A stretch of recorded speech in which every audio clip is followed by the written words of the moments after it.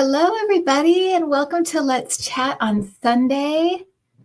I hope everyone's doing really well. It's fun to be back live. We were back live last week, but I didn't have a guest. It was just me and my guides, but this week we have a guest. It is my sister from the same mister, Kris. And Kris is going to talk to us about her new book, which I have. And she's going to we're going to have kind of a conversation about time and space and reality. And so it should be a lot of fun. And I definitely want to get the input of of our wonderful community here. But I hope everyone's doing well, and welcome, Kris, or welcome back, I should say. Happy to be here, as always. And Kris used to be on quite a bit and had her own channel. And then, life gets in the way. Life kind of, it ebbs and flows. And Kris she went to work for a little while and then moved to Alabama and was helping with her grandson. And she's a writer as well. So a lot of writing, and we'll talk all about that. But Kris, for people who don't know you, why don't you tell us kind of a little bit about your own spiritual journey, how you started to become a tarot reader. If you want to just talk about that a little bit. Well, if your community knows you, they know that we were raised Mormon, the LDS Church, and I always had a very kind of peculiar relationship with the church in that it mostly scared me. And so I was always very kind of attuned to, spiritual things, spiritual fears mostly. And then as I was in my late teens, I think probably was when it started, I had a few experiences and they just were so impactful. The one that we had at David's funeral that we shared was particularly impactful for me. And I just started being less afraid and more curious. And so after a while, I moved away from the church and then completely left the church. But you know how you have that spiritual kind of pull because you've always been very connected. And so you try and find different ways to fill that pull. And I had done a lot of reading about a lot of different subjects, things that you do in spirituality, like near-death experiences and reincarnation, a lot of things like that. And for Christmas one year, this is about maybe 20 years ago, my oldest son got me a gift certificate to Barnes & Noble. So I went into Barnes & Noble and just wandering around, and they had tarot cards. And I'd always been kind of interested and, just kind of thinking does that really work? Can it really happen? That kind of thing. So I got a deck of tarot cards and I just started learning myself. I practiced on you and all of our relatives, anybody that would let me read for them, I did. I started out just started looking at spreads in the book, and then I'd do the reading and I'd flip through my little book and find out the meaning from each card as I went along in the reading, And it was funny because even at the very beginning, things would I'd sort of add to it kind of naturally. And then I did a lot more study, a lot more research, and it just became, I don't say easier, but more and more clear as I do the reading, what was being talked about, why they got this card, and it just expanded. After maybe, quite a while, probably 5, 6, 7 years, somebody asked me, a friend of a friend, would you do a reading for me? I'll be happy to pay. And at first I was like, oh, I don't know about that. But then actually I'd had a reading myself, just a psychic reading. And she's like, reciprocity is important in any kind of work and also in spiritual work. So she's like, don't be afraid to have that sort of reciprocity and energy, because it actually can help with your connection. So I wasn't sure if that was true, but it did give me the go ahead.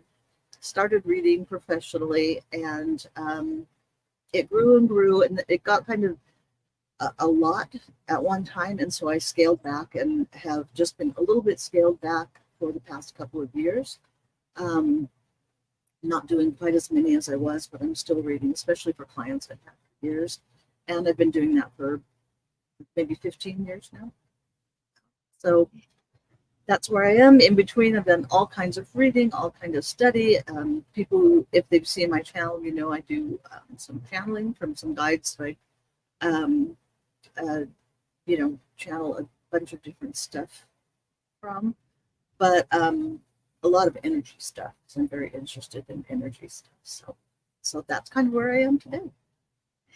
Well, and I hope I secretly hope, I guess, because I don't want to put any pressure on Kris, but I secretly hope that she kind of picks up her channel again, because I think I think she always had a really unique way of looking at things and tackled subjects that you don't always see out there. And so that's a secret hope of mine, that she comes kind of returns to it. But I know how much energy and work it takes, and how, and you open yourself up to negative, comments and whatever. And you can take it, not take it on certain weeks, depends. But so I understand, but that is the secret hope that I have. But Kris, let's talk about your book, because I'm part of the way through it. As I told you, I'm the slowest reader in the world, but it's fascinating. It really is. And it's of course it's well written, but it's, and it pulls you in. It definitely is and a good, I know we're getting to the end of summer, but I think of it like as a summer read, because it's really just kind of a fun escape. But how did you come up with the idea? And is kind of time travel, time itself, has it always been an interest of yours, or something you found fascinating? Well, time, just the idea of time, I've always been fascinated with. I've always been fascinated with like watches and clocks.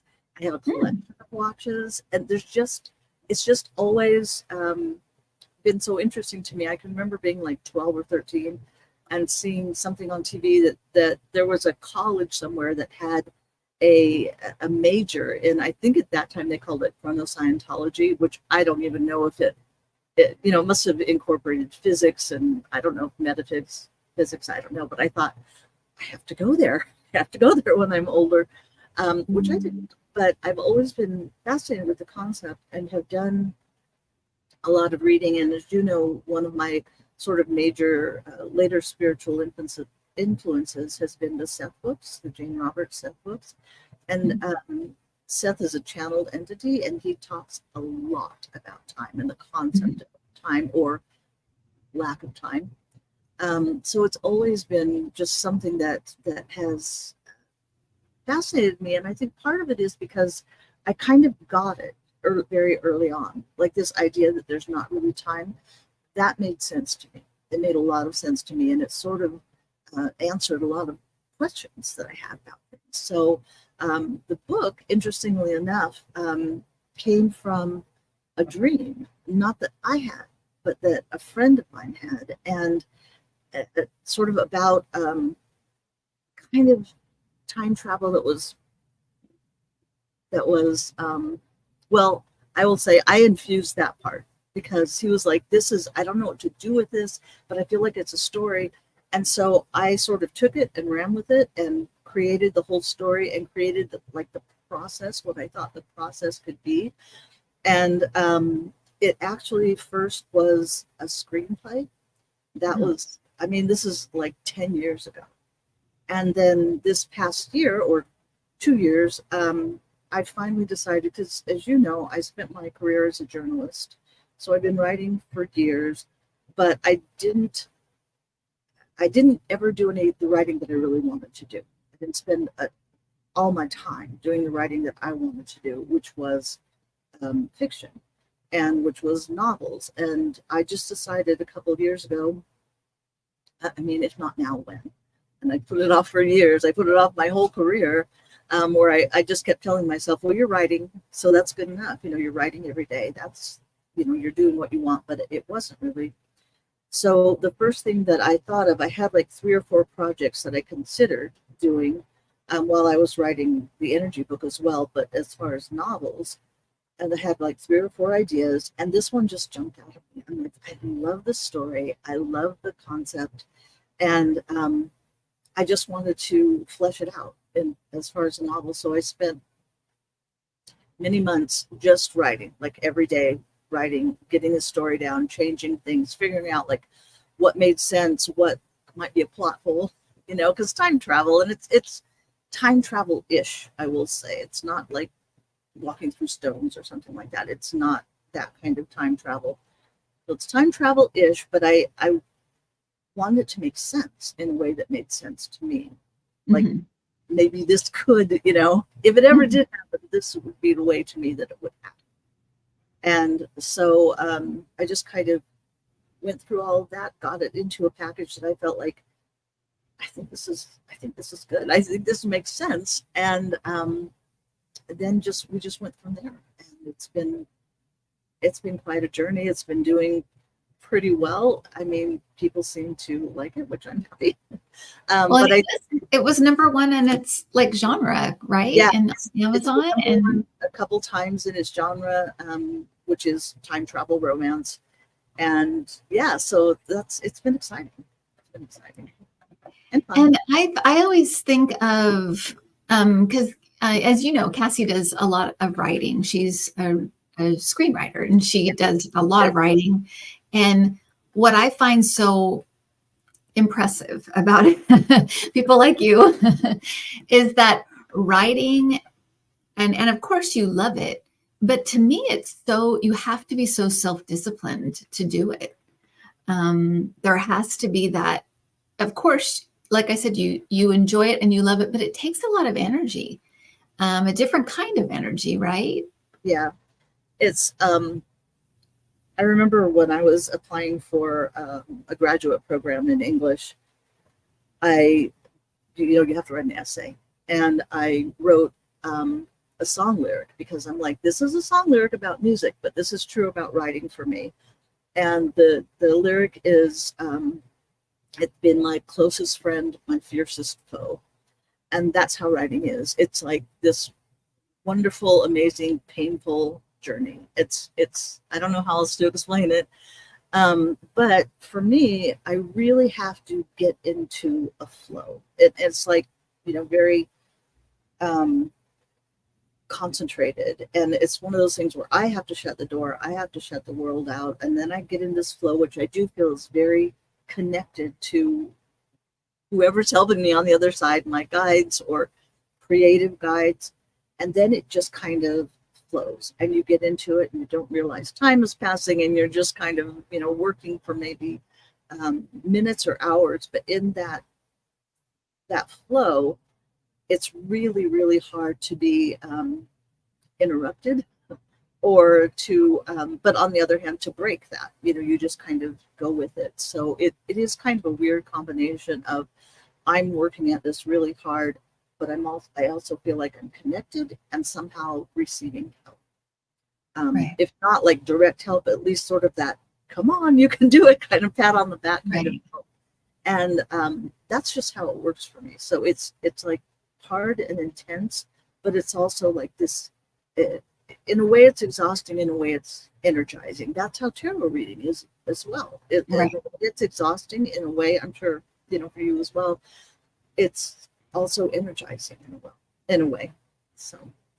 Right. And I want to ask you, because you brought it up about time and kind of that flow, when you're in flow. And what I've started to tell people to know, kind of when they're in that kind of that meditative state, it's where you kind of lose time. You're kind of in a state where it's when you get involved in something you're really, really involved in, and you kind of lose time, and you realize, oh, it's been 3 hours and I thought it was just 10 minutes. And it is like that, to me, is kind of when you enter that space. Do you think that's a good way to tell when you're in that kind of almost like a different consciousness? Yeah, it definitely is a different consciousness. And And that is the way I always, when I'm doing readings and we talk about like Wands energy, that's what I tell them Wands energy is. It's that fiery, passionate energy that, and it can be anything. It can be plumbing, it can be gardening, it can be literal art. But it can be anything that just like grabs your attention like that, and you care about it, and you feel passionate about it, and you lose time. Because I feel like you're connected with your soul self, but also with your guides. And it's just this, and that's how eternity is. It doesn't, right. Time doesn't exist. And you actually, I think physically in this earth, that's one of the easiest or greatest ways to experience that timelessness is when you're in that creative flow, that love for what you're doing, that makes time disappear. Right. And everybody can drink their mimosa, because every Sunday I say, when I mention Eckhart Tolle, because I mention him like every Sunday, I'm like, you can drink. But his phrase is being in the eternal now. And I think that's such a great explanation, because it is presence, but yes. It's a type of presence that is connected. You're connected to everything. Yeah, Seth calls it the spacious presence. Mm-hmm. That's what it is. It's like the like you said. That's perfect. Yeah. So since we're talking about we're kind of moving into kind of time and reality and things like that, I wanted to ask you about a couple of different concepts, I guess you'd say.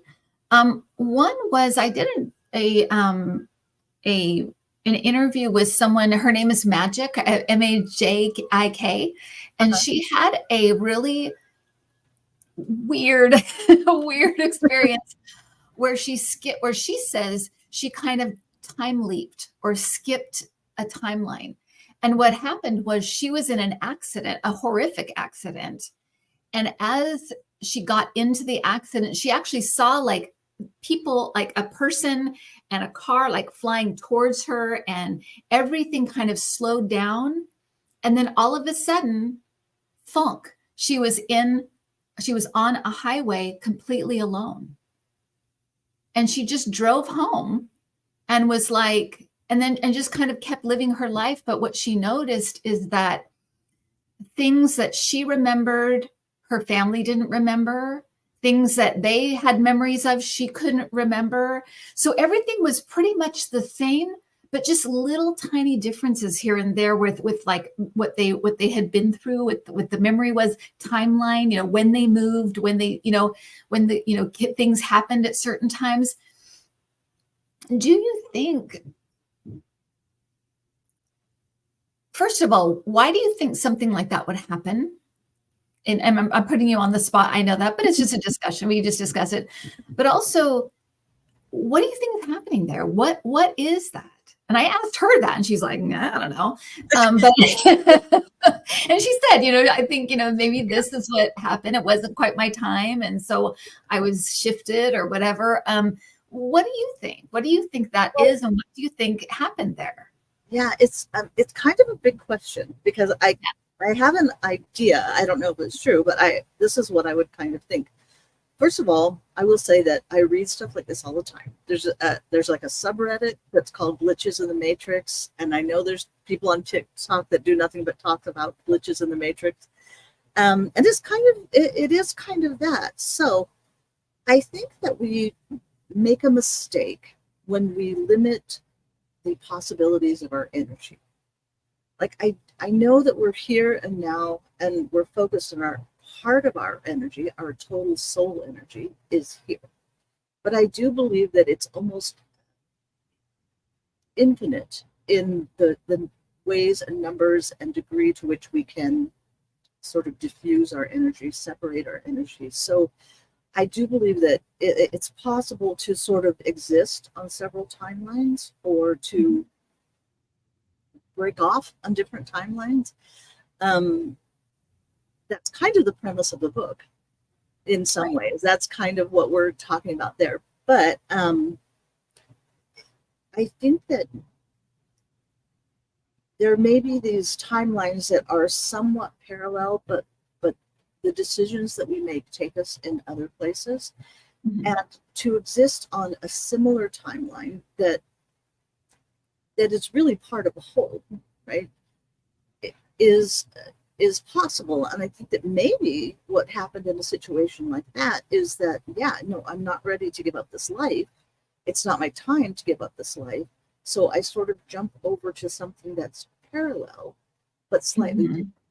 Maybe it's a decision, maybe it's a decision of somebody else, the driver of the vehicle that was coming at her, or Right. something like that. But we're able to sort of remove ourselves, because that's the whole thing about time, is that it all exists simultaneously. So why wouldn't it be able to sort of move to another track? We're here on these tracks that are running parallel, and some sort of glitch or personal decision or somebody else's decision comes out of the blue. Maybe it was a possibility but not a probability, but Mhm. suddenly it's a reality, Right. and sort of slip over to another track and just continue along that line, because you're invested in this lifetime in a way that you're not ready to end, Right. if that makes sense. But I mean, that's kind of what would Yes. make sense to me. Yeah. I know that we do tend to think so linearly, and that's a product of physical life, but it's not reality or the totality of reality. And so the idea that that's possible to me is, for me, it's almost like comforting. Right. But I know for a lot of people, it's kind of a learned thing, or something that you have to um, learn or study or just come to accept, I guess. And you don't have to. You don't have to come to accept that. But that's kind of how I think of it and what I think is happening. Yeah. And so just as we're talking, Barbara brought up, and which I want to tell you something weird that keeps happening to me. And at first I thought, I'm not going to talk about this because it makes me sound like a crazy person. I sound crazy. And I'm like, am I crazy? What's happening here? But Barbara brings up the Mandela effect, right? Something weird that keeps happening to me, and you guys can tell me if you can tell me I'm crazy. It's fine. It's not like I haven't heard that before. But or I don't know or I'm misunderstanding or whatever. Something that keeps happening to me is that, and I feel like it's something like this, where my there are points where my psychicness kind of reaches in, and I think it's reality. I think it has already happened. That's what I think may be happening. Mm-hmm.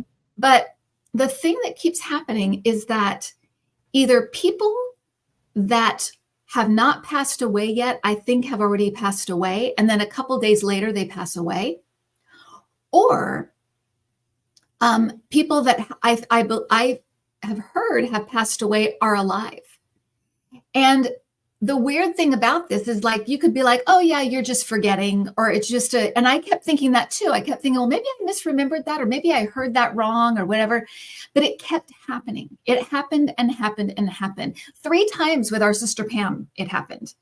Because she said, like, oh, I love so and so. And I'm like, oh, it's so sad. I miss him so much. I wish he hadn't passed away. And she's like, no, he hasn't passed away. And then, like, 2 days later, he passed away. One was Ed Asner. That was one of the people that happened with. So, and I remember hearing he passed away and feeling sad about it. So it's not like, it's like a full memory. So it's not like it's, you know what I mean? Yeah. So the most recent one, though, and the reason why I'm like, oh, I'm not crazy. This is something that's happening, but I don't understand it. There was a well-known lawmaker who passed away, and I was sitting with Adam, and we saw it together. And I said, oh, I love her, and I remember this. And we started talking about the part she played in the Iraq War and all these different things about her. And then flash forward about a month, she's talking on a live show. She's alive. And I said to Adam, that's when I realized it's not just me. Something is going on here that I don't understand. And I said to Adam, do you remember that blah, blah, blah, blah, blah? And he's like, oh, yeah, I know. And I said, she was on the news live. He's like, so she's not dead then? I'm like, no, she's not. Why did they say she's dead?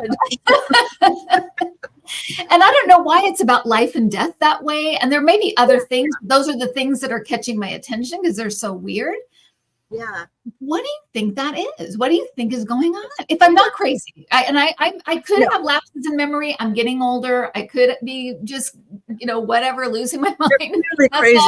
I'm sorry. What do you think is going on? And anybody in the chat, you're welcome to chime in here if that's happened to you or if you know what I'm talking about.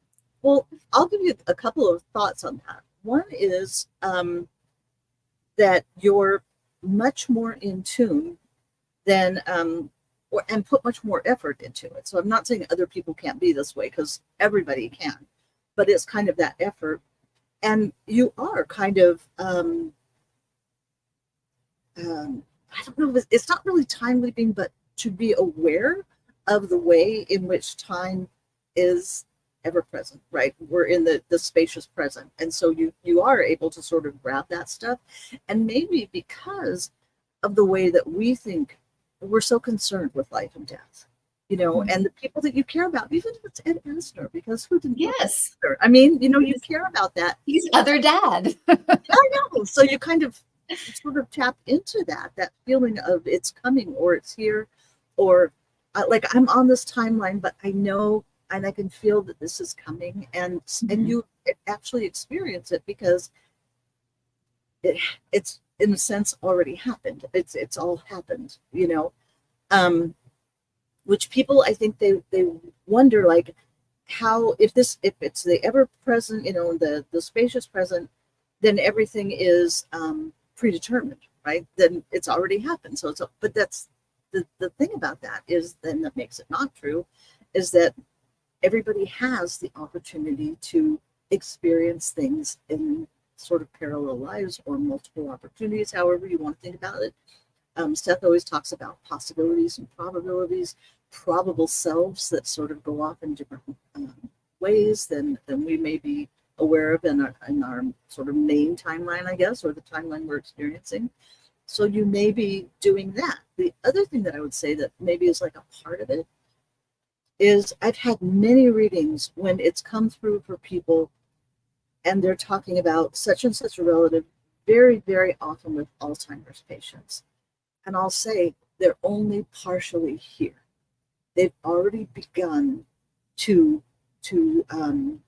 cross over, and they spend time in the non-physical world. And I think maybe that's true of people who don't have that much time left. Maybe that's, in their dreams or whatever, but maybe they aren't as completely here as when you're not in that state of getting ready to cross over. And you may be feeling that as well, picking up on that as well.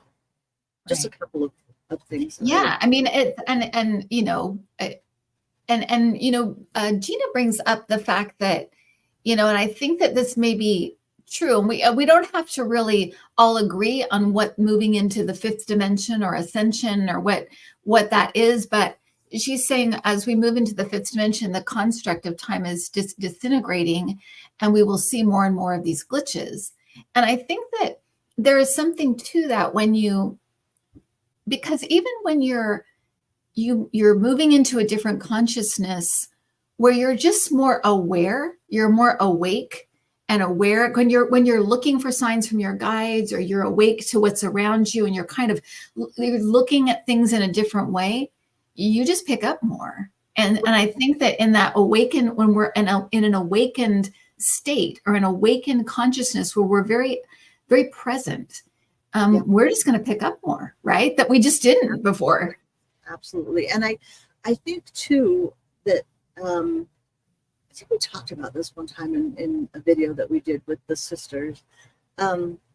It's also a product, or the fact that we are talking about this is also a product of like social media, because we're so connected now through social media that if I say to you, I had this experience of, finding dimes or a glitch in the matrix, right? It's not just you talking to your neighbors, although I pretty much can guarantee that there's somebody that that had an experience like that if you start talking about it. Right. But you're maybe talking to 10,000 people or 100,000 people or 1 million people that are seeing this. And so there's going to be much more input of, yes, that happened to me, yes, that happened to, my friend, which is fantastic because it's so validating, Right. just like the woman that you had on your show, Magic. It just, she's able to share that in a way that, 100 years ago, she wouldn't have been able to. And she probably would have been like, oh, I'm going to sound crazy, so I'm not going to tell my family, or I'm not going to tell my boss or whatever. But it's much more sort of user friendly in that you can sort of remain a little bit, it's not an anonymity, but you're protected from that sort of immediate kind of negativity. And in fact, you get just the opposite, where people are like, I know just what you're talking about. That happened to me too, And I think it makes it easier to talk about. We hear much more about it. And it's fantastic for progress and for moving forward and for people feeling like, I want to get in touch with my guides, or I can, or, it's great. And it's certainly speeding the progress of us learning and growing in that way. Yeah, I'm getting some, one comment I wanted to just share, and I'm so glad you guys are talking about these things, because I think you're right. I think we all have these weird things that happen and think, am I the only one? But I think that's why the internet is so, it's made our world so much smaller, because we realize that, oh yeah, this happens to other people too. I thought I was the only one, in lots of ways, whether it's being, something that's traumatic that's happened to you in your life, or these kind of more paranormal experiences, or, spiritual experiences. Where is that? Oh, Leslie said, I think you are more exposed to the field, that space where no time exists. You're picking up on things that haven't happened yet in our timeline. And yeah, I mean, that's kind of was my first go-to, was kind of like that. I do this a lot, and so maybe I don't realize when I'm slipping into it, when I'm just like sitting there watching TV or sitting there just daydreaming, I'm not realizing I'm slipping into it. And then I do. And then I think, yeah, I'm psychic. No, I remember I'm psychic. But yeah, of course. Yeah. I think Leslie's absolutely right. I mean, you're practicing it every day. So yeah, you're naturally more sensitive. But again, people can do that. It's not limited to certain people. I mean, I think certain people have a natural kind of affinity and a desire and a curiosity, but I think everybody's connected and everybody can experience those kinds of things. So there's another, like I said, there's a couple of concepts I want to get your take on. The other concept that I love, and I hope it's true, but I don't know if it's true. I feel like, well, I'll get your take on it and then I'll tell you what I think. But there's I believe his name is Christopher Peck. I think that's right. If people know who I'm talking about, they can correct me if that's wrong. I heard him interviewed, and he is a writer and a researcher, and he wanted to research déjà vu. And so he started to research it, and he kind of got led on this journey. And what he believes déjà vu is that it's like we're kind of in like a game, and we've picked our avatar and we picked our life scenario, and we keep jumping into the same life over and over again, perfecting it and making it perfect, and kind of, or as positive and perfect as it can be, which it has some things that I think that can't be because of this and other things. But one thing it would explain is why there are people who are so good at life, right? Our dad was good at life. there are some people that are just good at it. And I it would explain, and some people that are completely lost and are just completely lost in life. And of course, life happens and stuff, but there are people that have, horrific childhoods, and they are able to rise out of it. And other people that have horrific childhoods and they are taken down by it. And it, to me, that would explain why some people can just do it.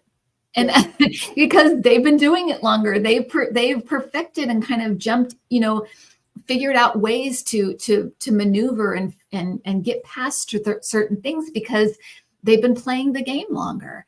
And once you've kind of perfected or gotten it to a place you're satisfied with, you move on to another avatar and another life, and you learn from that one, and then you try to perfect it as much as you can. To me, it felt like there's something to this. There's some kind of truth to this, whether it is we literally jump back into the earth, or on the other side, there's kind of more of a holographic experience where we could play out different scenarios. Well, what would happen if you did this, or what would happen if you did that? And we can kind of see it play out in almost like a movie form or like a hologram form on the other side. What do you think about that concept? And do you think there could be either truth to it totally, or some truth to it? But he was absolutely convinced this is what deja vu is. Well, I've always, it's really interesting. I'd like to read more from him. I've always felt when I've had deja vu that it is like a signpost that's like you're on the right track. Mm-hmm. I've heard a lot of people say that, Kris. So I feel that. But it's really interesting because this will be a mimosa thing for me. Drink. I'm talking about Seth again. But in the Seth books, he says that it's very literal. That people think, I'm going to change the future. I'm going to change my past. He says you can change the past. You can change the past. And I find that, enormously comforting, because how people like, oh, I have no regrets in my life. And I think all the time, I have so many regrets in my life, so many things that I wish I'd done better. And he says you can literally go back and change it. Now, it's interesting that you mentioned sort of hologram, because I'm trying to think now, but it seems like it's almost like you can do this kind of in a dream state or in different altered consciousness states. So it would make sense if, you talk about hologram, that's kind of the same idea. Mm-hmm. But it does talk about, like, or speak to the idea that this isn't just a one run, that you do have a chance to sort of correct and learn from multiple corrections, multiple opportunities. I mean, it makes sense, right? I mean, because we have this forgetting in each lifetime, even though maybe through hypnosis and stuff like that, people are more getting in touch with their past lives. But in general, there's this sort of blocking out, and it's kind of like, well, if I'm supposed to learn from my lifetimes, then why can't I remember them? But if you have the opportunity to, within those lifetimes, learn and grow and do and then redo, that makes a lot more sense, doesn't it? I mean, it feels more right and more complete and more fair, right. More fair. We talk about the universe being based in love, built in love, actually love. And I think love talks a lot about fairness, about getting things right, about the opportunity to get things right. And that would make sense to me, that we could do that. Yeah. Yeah, I find it to be, yes, that exactly that. Just such an interesting thing. And when I heard him say that, I was like, I don't know if that's exactly right, but there is some truth to that. There's something there. I love this, Rob. Rob says, deja vu, it's like being the observer of life and the subject of your life at the same time. Yes. That's exactly right. It is like that split consciousness, where you're seeing it and you're feeling, you are it at the same time. And that is something that Eckhart Tolle talks about Yes. the you that observes, like you're the you that observes you, not the you that's being observed, or the totality. Right. So. Right. Yeah. Your true self, your being, is the observer. Yeah. It's not that. And I've heard people that have had NDEs, one in particular, where she said she was at once she was being dragged because it was a very violent accident. She was being dragged under a car, and she said she kept shifting back and forth from being dragged under the car, but then also standing and watching her being dragged under the car. And she said, in that state, she said, you'd think I would be like, oh my gosh, I'm being dragged under the car. But she said, I wasn't. I was completely calm, completely fine, just watching. Yeah. And that, like you said, the avatar. Yes, exactly. Yeah. And that state is, and that it's so funny because that's always the state I feel from my guides. And I don't know about you also, that practical, don't worry about it, everything's fine. It's always so measured, calm, practical, never emotional. It's always just it's like that. It's unemotional. It's very straightforward but also very calming, very loving, very kind, but very much like everything's fine. Always that's in the background. Yeah. Everything's fine. It may seem like the world is going crazy, but everything is ultimately fine. It's the ultimate loving presence, like being cradled, right? That it's all okay. Yeah. So if there is an emotion, it's love. Right.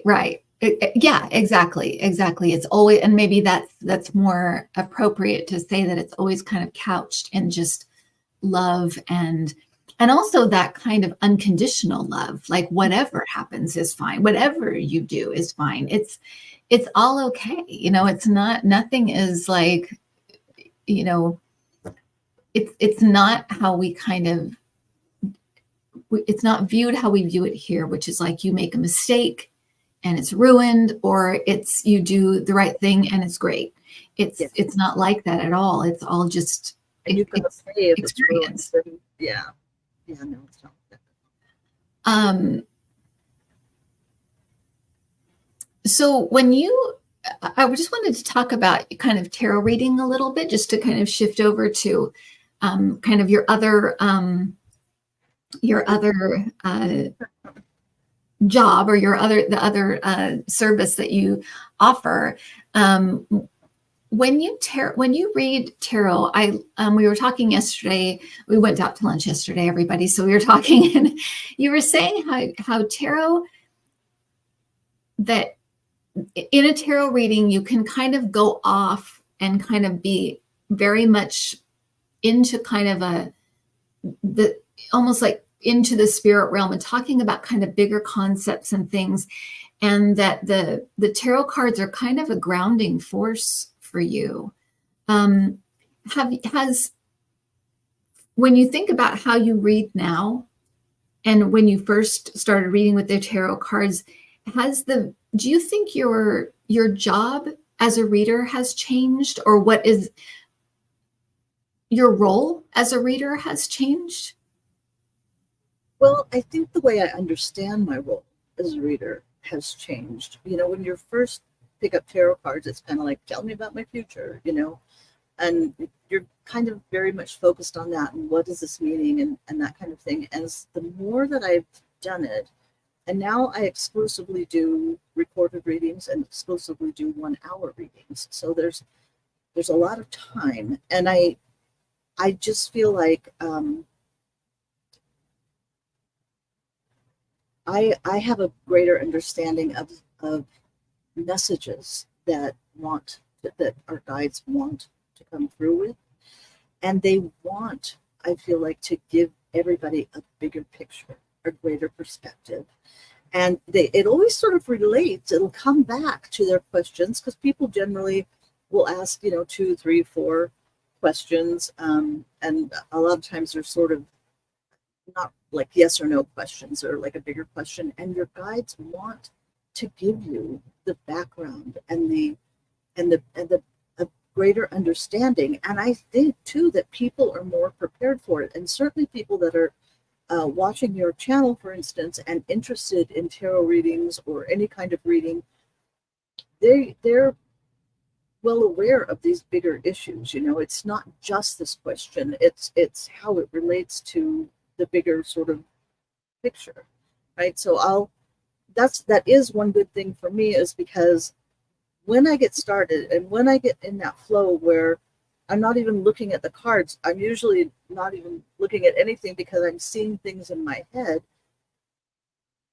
I understand that it will come back. I can reground myself with the question when I look back at the cards. But for a minute, they'll be talking about these very sort of big picture things. I know that some of the people that are watching, a lot of your followers and your community, at least some of them have had readings from me. So they probably get this, and, you know, feel free to comment if you have. But to me, first of all, I learn so much. And sometimes I'll be doing a reading and I'm like, that has never come through before. I mean, I'll tell the people that's never come through before, but that's so helpful for my understanding of a certain issue or the way the world works. But it's clearly important for that client to know that or understand that, or it wouldn't come through. It's not just like, oh, their guides are pontificating, you know, they always relate it to you. So for me, the cards are so helpful in grounding that, but also expanding on anything, because I can look at the same card and it will be completely different from one person to another, the meaning. But it's like the guides will be like, oh, I'll be like, oh, okay, I know what this is about.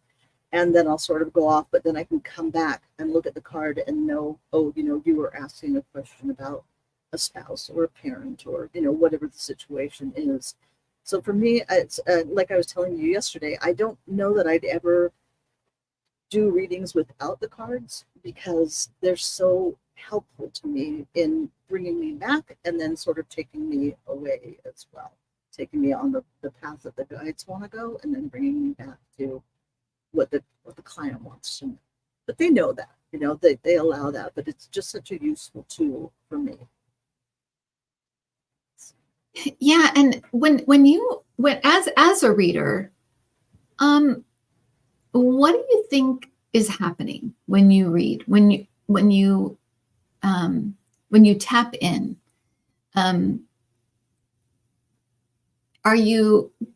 Do you feel like you're tapping into almost like an energetic superhighway, especially if you're doing like psychic reading, or you're doing like kind of looking at the probability or the future, and then your guides are kind of there almost as like a like a navigator, almost kind of helping you understand it. What do you? I mean, it's because we're always asking this question: what is going on here? Something is going on here. We know it is.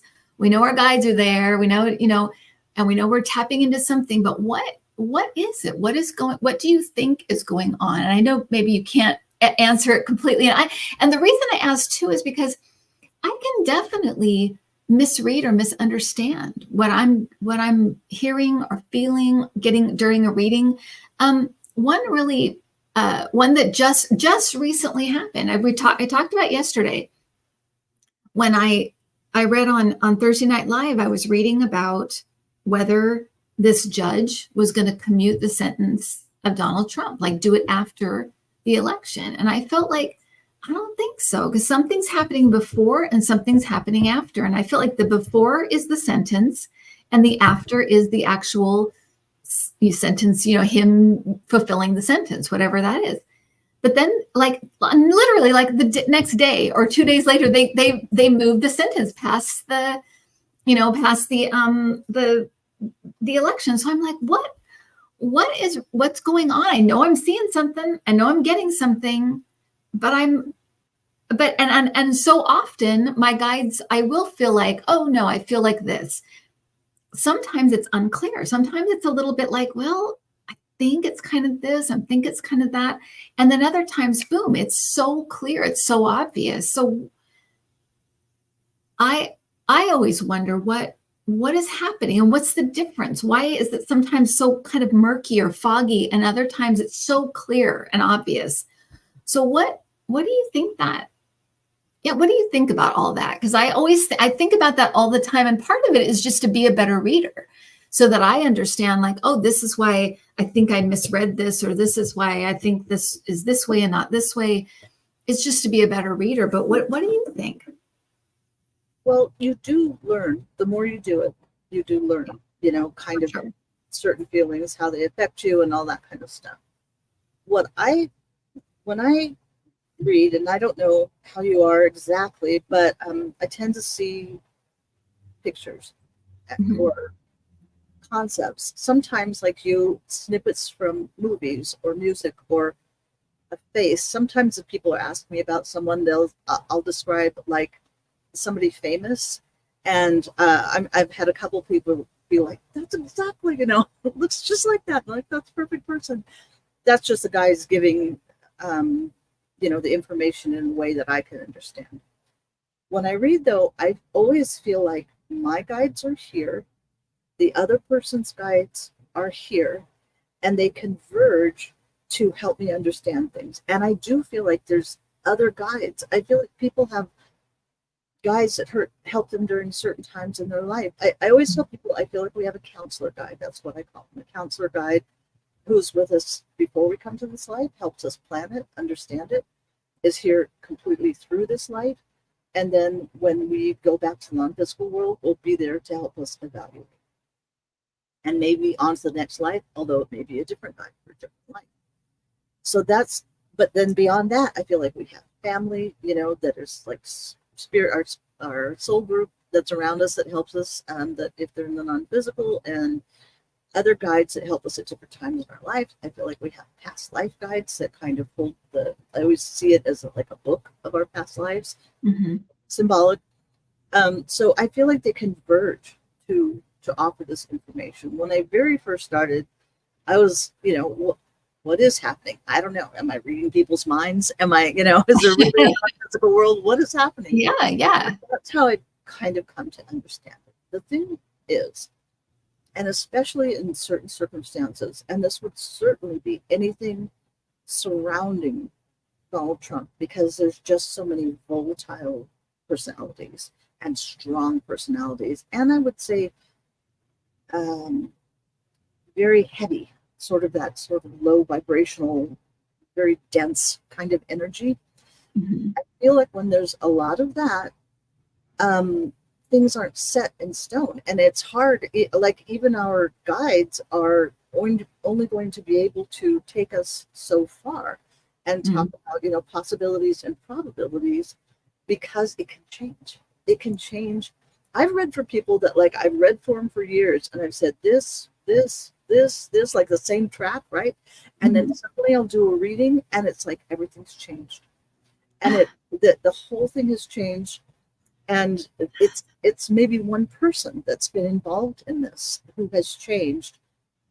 That's up to them. They have their free will, but it throws off the whole timeline. It's like, oh, everything's different, and maybe I've been saying like, oh, this is coming, and then it's like, oh wait, something changed. Somebody changed.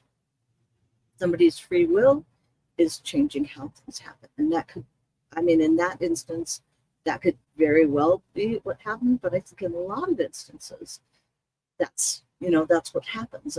Again, things aren't set in stone. And there are possibilities and there are probabilities. And, thank goodness, that's how we learn, right? Right. So I think that happens a lot, and it's hard for people because we all want black and white answers.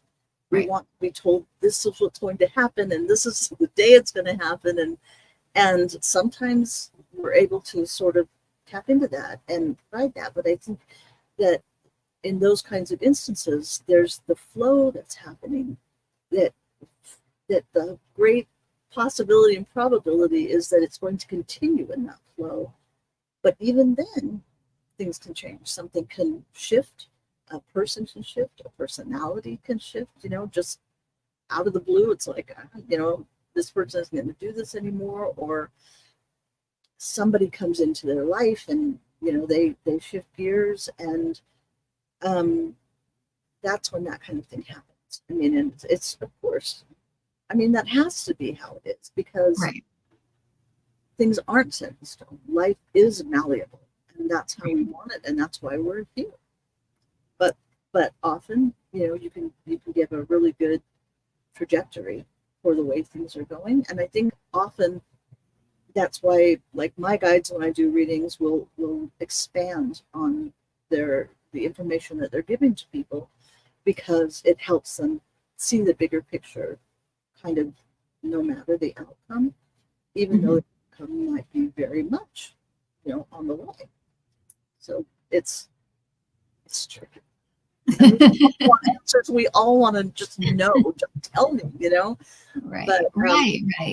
yeah, but we get to, and you just do the best you can. I mean, we were talking yesterday about, I mean, this kind of brings all of this in a full circle, because it kind of involves timeline, but it also, involves time, but also involves personal choice and decision, is the whole thing that happened with Joe Biden and Kamala Harris, right?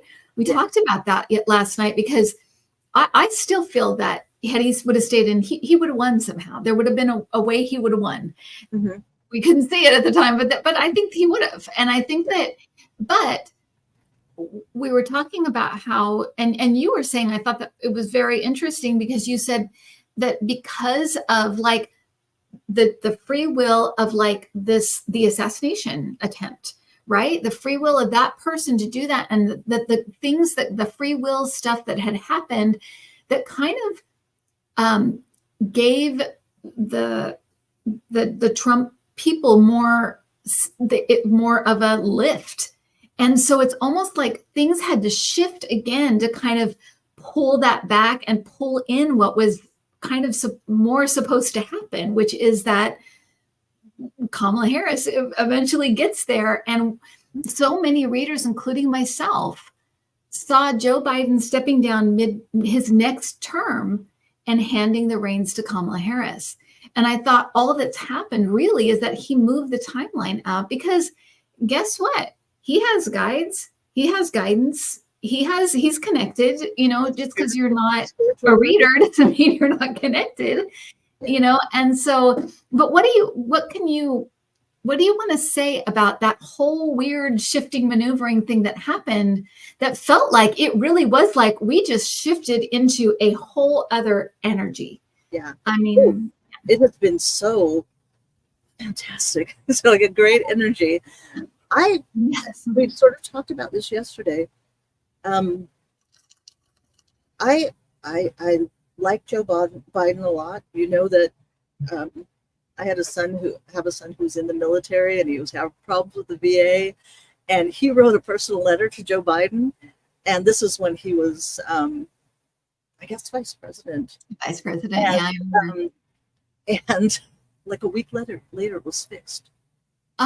He's amazing. Like it was Joe Biden or his people, whatever. He fixed it, so he's, I didn't agree with every policy that he had, but in this instance, I think it was a combination. Of course, people are in his ear and everything, but I think he must have felt something, and just like, I get the time, and I just feel like it was just such an amazingly selfless act. Yeah. Whatever you think about him, he made an amazing choice. And it was instantaneous, because I feel like the energy was backed up. It was like so ready to like break forward. And we were stuck in this kind of, okay, so we're doing this again, right? We're doing Joe Biden again. It's like, it's okay. I feel like you said that there was momentum behind it, but it was backed up because it was just so repetitive. It wasn't the new sort of fresh energy that we needed. And when he stepped down, it unleashed that energy. It was like he was blocking it almost. And I don't know if he felt that, or if he just, vaguely felt this is the right thing to do. But it was a huge thing, and very selfless, very you know, I mean, not to put him on too much of a pedestal, but very George Washington when he Yes. said, I'm not, you know, and he stepped down. He's not going to be the king, which is the total opposite of the energy of Trump, who wants Right. more to be in that position. And I just feel like a wall dropped and the energy rushed forth, and we're in that current now. Thank goodness. And I think it'll carry through. I think people, you feel the need to step out of this heavy, dense energy. Even people who were just kind of like, you know, middling and not feeling like other people, like so many of us that were just like, you know, helpless. We got to do, you know, this good and light things. I think even people who are just sort of, you know, going through life, trying to live their life, suddenly are feeling the density and the heaviness of this energy, and they're ready to step out of it. And now that we've got this current going, they're going to step in and just go with that flow, because it's so much lighter and it's so much, Right. you know, kinder and more loving, and thank goodness. And I feel like we're in that. But yeah, it was just amazing that he did that. And yeah, and thank goodness. Do you think it shows the because I did a video a long time ago about and I showed it with orbs, and I showed the energy of apologizing, saying you're sorry, and you could see it was like this explosion of orbs. Do you think that it was well, a couple of things. Was it partly that act of such a big act of selflessness was almost like the energy breakthrough on top of what we've been talking about for a long time, which is like the divine feminine coming into fruition. Do you think it was the combination, or do you think it was that selfless act really just kicked open the door? It created or forced through a different kind of energy? Yeah, I mean, I think that it's a little bit, it's all those things, I think. As everything is, it's always like a lot of things. There's not just like one thing that is, you know, happening. But I feel like we're able to do this personally, but when you're on the national stage or the international stage, as he is, we're able to change the energy of ourselves or the trajectory of our lives or whatever we're doing. And he's just, yeah, he did that on a bigger stage. And so it is the energy of, it's a very loving energy, right? That's a loving energy. Selflessness is a loving energy.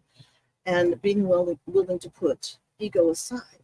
I mean, obviously the same thing, but it's that loving energy. And he, in doing that, I think shifted, like you said, the timeline a bit. And I will say that is the energy of the divine feminine, because when I talk about like feminine energy, I talk about, you know, it's societal, it's how we think of it. But that energy that we call feminine is energy of caring and selflessness and kindness and nurturing. So yes, that is coming in, and we're embracing that. We've spent too much time, especially categorizing, you know, men and women in these ways, saying men are this way and women are this way. And it's not true. It's that humanity is this way when we allow ourselves to be that way. When we aren't ashamed of being that way, or society doesn't shame people for being that way. I feel it's very much our nature to be loving and kind and, you know, and comforting and selfless people. And so, yeah, it's all a part of that, and it carries immense energy, Yeah. and it can really just, I mean, it can change the world. It did, Right. Thank goodness.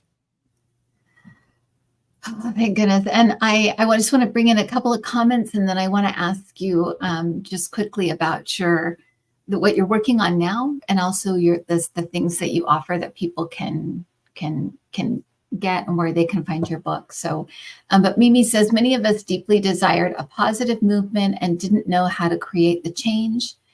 Joe is the hinge pin that literally opened the door. And I think that's exactly right. And Rob says, yes, Kim, I think Biden's sacrifice and then the waiting energy rushed in instantly. That's how it feels. Go ahead. No, I was say I think he's exactly right. In fact, both are exactly right. It's just that's exactly how it felt. And then Marjorie said, I'm listening without watching and saying to myself, I know that voice. Who is that? Hi, Kris. Hello, Marjorie. Yeah, so I hope Kris comes back and we can continue these conversations. I think there's so much, I think they're just fun to have. I mean, we can't know everything all at once, but I think that somewhere inside we know all this stuff. Somewhere we have all the answers. We just, we're remembering very, very, very slowly. In my case, very, very slowly. But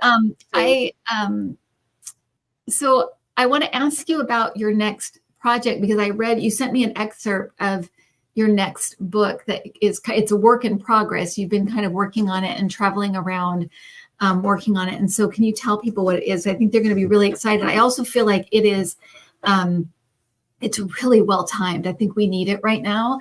And for those of you we're going to stick around for a couple minutes to do a prayer for North and South Carolina, because we're doing our 50 states kind of across the prayers for our, as we move towards the election. And Kris said she'd stick around for that. But can you tell us what your next book is? Well, I do have a couple of fiction things that I'm doing, but those are, but we won't talk about those. I have been working on for a year already, over a year. It's an energy. It's about earth energy, which is something that always fascinated me because I kind of feel it, and I know other people feel it. So when I was driving, I'm in my RV now. I got it a couple of years ago. I drove out to my daughter's house in Alabama, and then recently just drove back. And what I did along the way was try to feel the energy of different places, because I had already sort of been in this interesting place. And my guides, I call them my Jacob's guides. It's a group of guides that I channel and that help me with various things. This project was kind of like their making. And even like in fiction, but with this nonfiction book, the same thing. I get the title first, and or think of the title first, but this time I feel like it was placed to me, and it's called Earth Energy, what it is and how to use it. And it became so clear to me in crossing the country that different areas, specific areas or types of areas, have very different energy, and they draw different people to them. If you feel like, oh, I feel at home in the mountains, or I feel at home at the beach, it's very often because that energy offers something to you. But in going across, I was talking to you yesterday about driving through the very top of Texas, and then as you go into Oklahoma, and stopping to kind of try and feel the energy and see what's going on here. And it was so sad. And I just felt like the land was crying, bleeding and crying. It was kind of awful. And when I got back, I mean, I majored history, but I didn't know this. But I got back and I sort of researched it, and that specific area was the site of several different Indian massacres, but also just sort of battles, Native American and settlers, but also troops battles, and that's what it felt like. I mean, that's specifically, and I'm like, oh well, no wonder that's what happened. But as I've gone through the book, I just kind of asked about the things that come up in my mind. And so that was one of them. Sometimes I will be meditating before trying to go into that kind of session, and something will come up, and then I'll be like, okay, let's go with that. There are, so far in the book, there are sections about wind, about sound, about the ocean and the shore, about trees. The section that I sent you was sort of an introduction into earth energy. They've given me 2 or 3 exercises to do to use earth energy. So there's that. I have one section last October. You know, I spent a month in Salem and read it, and it was, the energy there was so difficult. I'm not going back this year, just kind of for that reason, because it was so hard. Tell what you asked a woman what she thought it felt like, and what did she say? That you said, that's it. I was reading for her, and I could tell she was very psychic, and she was like, oh yeah, people tell me that, and I have all these experiences. And I'm like, well, let me ask you, the energy here is so crazy. What do you feel? Do you feel the energy? And she said, yes. And I'm like, how do you even describe it? How do you begin to describe it? She said, to me, it's like there's a funeral and somebody built a carnival on top of it. I love that. Is how it felt. It was this really dense, heavy energy, but then this chaotic sort of carnival on top of it. And it was crazy. And I did a session about Salem, and they, my guides talk about that. And it was much better put than that they went through, but that is what it is. They talk about the chaos of certain kinds of emotions. Right. So, so I'm doing that. I do, whenever I should do more, but whenever I feel sort of in touch or close with my guides, I will just do a session, and it's kind of automatic writing, but I do it on the computer. I used to do it just handwriting, but it's really hard, and I can't read my own writing. So now I do it in dim lights on the computer, and mostly I can go back and have written it correctly so that I can read it. But yeah, that's how I work. I hope to get that finished and get it out to people. I can't wait, because I think it's so needed. I think it's so perfectly timed, because I think we're going to be more and more dealing with the earth and how we need to help it, and how it can help us, and a lot of healing that I think needs to happen, especially in the United States. And I think it has to do with the earth and what we've done here, to each other on the earth, but also, the earth that's taking care of the earth itself. And it's very much meant for us. The energy is, it's clearly like differentiated, and it's meant for us to use and to acknowledge and understand. So yeah, hopefully I can offer a little piece of that information on how to do that for my guides. Definitely not me. And Mimi just wanted to chime in that I guess I get that, Kris. I left Florida in 2015 because it felt like there was nothing left to assist the energy. I ended up in Tennessee, where the mountains, and felt like I can ground energies and contentment.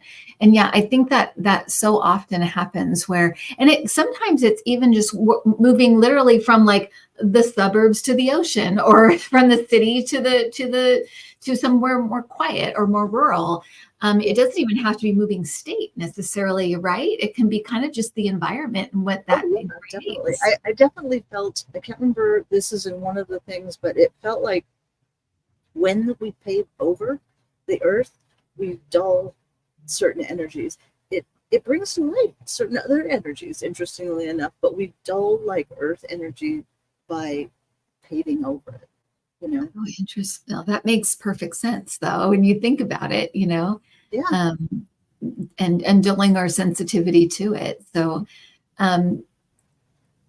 so I wanted to also ask you, Kris, how people can get in touch with you. I put everything in the description where you can get Kris's book and find her for a reading. But what kind of readings are you doing right now? Well, all my readings are recorded readings. So people send me their questions, background information. I'm like, as much as you want, tell me your questions, what you're concerned about. And then I will do an audio recording and a picture of your cards. And like I said, they're always an hour. I don't do shorter or longer right now.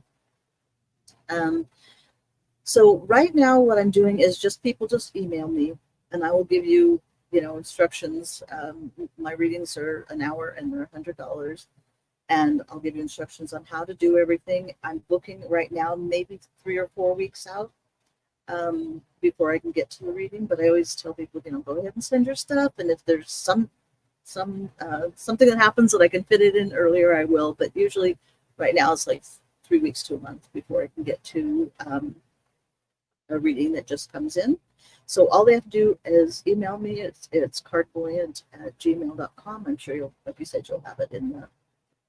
Yep, everything's in the description. Well, thanks, Kris, for being my guest today. I appreciate you coming on and sharing, and I hope that everybody gets your book. It's really, really a fun read, and I'm enjoying it very much. So, so I hope everybody gets that, and it's free on Kindle too.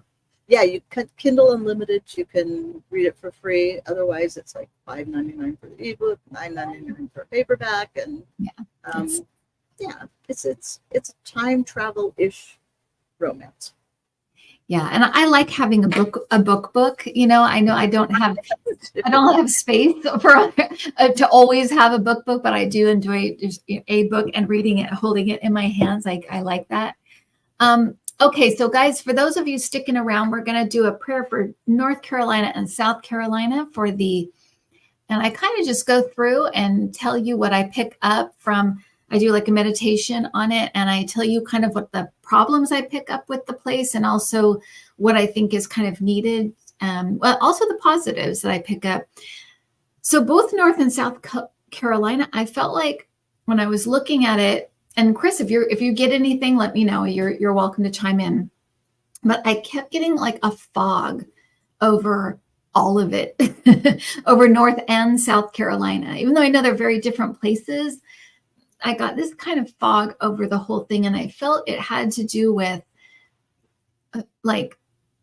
almost like pollution, chemicals. It was like there was a fog of something in the air that was hurting health and hurting the place and hurting the crops and it was kind of just there. I also got like a lot of space in between people and where they were. It felt very kind of desolate and lonely. There was a loneliness to it as well, because I'm an empath, so I get a lot of feelings and a lot of emotions with pictures and things that I hear. But I was getting just this feeling of kind of like desolate, lonely. I also got a lot of worry, almost like constant worry about natural disasters coming, but also ones that have already happened, like they haven't, like not recovering. And also, trying to recover before the next one comes in, almost like a bit of chaos or chaotic energy when it comes to natural disasters and trying to get ahead of them. I felt like they were like running to catch up all the time. So that's what I got. And then for the positives, I got a real like love of family, a need for unity and community, wanting that, like people want that, but are kind of in their own worlds in a way, not really sure how to connect again or connect. They would love more community and closeness and like helping each other. I feel like it happens, but it happens in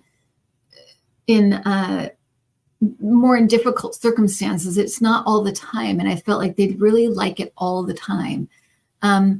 Just having a feeling there are a lot of just good, kind, caring people that need help and need an opportunity, need kind of help to get ahead. And I don't mean just like financial help to get ahead, but help to get ahead in how they like to build their community, or how they'd like to, get ahead of each natural disaster that comes. Like there's still with infrastructure and things like that. So I thought for the prayer, we usually just kind of sit here for 2 minutes and pray. We could kind of focus on, for both North and South Carolina, focus on unity, community, people coming together, a break even like just a physical break from the natural disasters, to give them time to kind of recover and rebuild, so that they can just have some time to rebuild again. And then also seeing that abundance coming in for them for financial security, but also infrastructure and opportunity. There's something that needs to happen there. So did you have any comment, Kris, on anything? No, I think that's all good things, and that's a lot of the South feels that way. Okay. So yeah, I think those very good things to focus on. Yeah, and over and over again, especially the Midwest, the South, there are some similarities that pop up. A lot of, some places it was obvious there was like a real like drug problem. Like there are a lot of like drugs and people that were struggling with like abuse of like alcohol and drugs and things like that. And there've been some similarities here and there, and then, but also the remedy always seems to be like people coming together, more help, being lonely, feeling afraid, all these, it kind of, the underlying stuff is very similar, in a lot of these places. So, and as always, when we pray, and you can, like Gina's saying, sending light and healing, you can picture a color over these places. If there's a specific color that means to you, kind of, love and support and that kind of thing, you can actually say a prayer with language. You can send a feeling or emotions there. However you want to do it is perfect. But those are the things that I picked up on. And so those are some of the things, if you would like to, specific things to pray about, those are the things that came up. Okay, so we'll go ahead and just take 2 minutes, and then we will say goodbye until next time. And thanks again, Kris, for helping out. Lots of fun. Thanks for having me. All right. Okay, so we'll go for 2 minutes, guys, and we'll start now.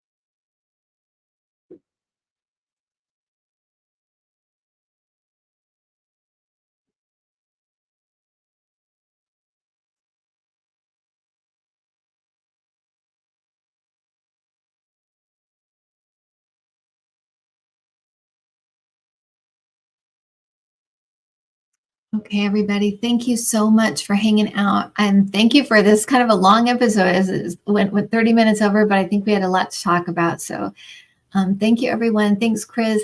Everyone go get Kris's book. And if you like a reading from Kris, she's fantastic. So all the information is in the description. All right.